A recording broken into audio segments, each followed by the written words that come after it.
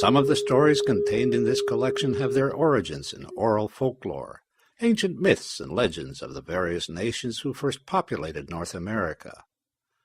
There is a long list of people who have heard and collected and recorded these stories, all the way from Lewis and Clark to David Thompson to Ella Elizabeth Clark, and many in between whose diligent and dedicated work has served to preserve small snippets and smatterings of the remarkable richness these complex and sophisticated cultures offered up.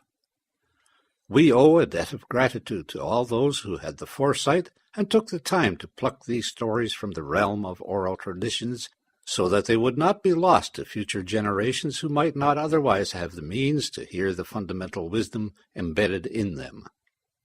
These stories are presented to pay homage to the ancient ones whose understanding of the world around them often far exceeded that of our sophisticated modern-day civilizations.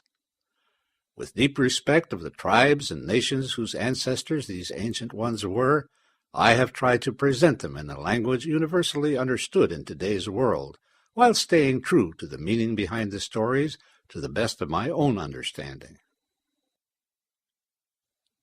Stories and storytellers have been with us since time immemorial. Their magic has entertained us, informed and instructed us, molded and shaped our individual and collective characters into what we have become today.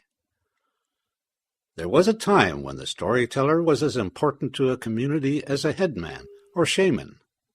His or her skill in leaving a tapestry of images ingrained in the minds of listeners was pivotal to the behavior of the community as a whole. But an enormous responsibility lay on the storyteller's shoulders. He or she was indeed the keeper of the culture, and the power of a people rested solely with the storyteller. The stories had to reflect truth and wisdom necessary to survive and prosper.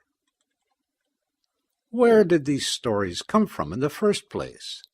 And what magnet draws us to pass them on from generation to generation? The same question can be put to the apparent eagerness to hear them. It's a strange chemistry. Could there possibly be more to this than meets the eye?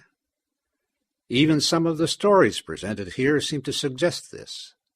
And clearly, many of the myths and legends are universal, belonging in one form or another to all nations and races wherever they might be in the world. This is well documented in Joseph Campbell's study in The Power of the Myth, and so shrouds the whole notion of stories and storytellers in mystery. Could it be that something in the makeup of living spirits signals us to pay heed to the laws governing all of nature? Is it a mechanism to assist us in our own survival? Or is it something we've invented because we have lost our natural ability to communicate with other species and the whole living universe, as was once the case? Not all of us have lost this ability, though. The hunter still entices his quarry with words and song, as does the fisherman. The stone or woodcarver listens carefully to the tree or the stone to discover what spirit lives inside, so he will not make a mistake and carve the wrong thing. Gardeners and farmers still speak to their plants, praying for a good harvest, and Christians still give thanks for its bounty. That would explain a lot about the importance of stories and storytellers. In our evolution, we have often strayed away from the stories necessary for our preservation, usually with devastating effects. Every once in a while, we have to be jolted back to the path we must walk if we hope to continue our very existence, and so a storyteller emerges. I don't ask where the stories come from. They just seem to appear, perhaps out of a conversation with a friend, a question from a grandchild, an observation of some activity, or perhaps even a dream.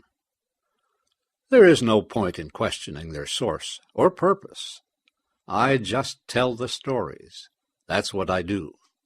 I am a storyteller.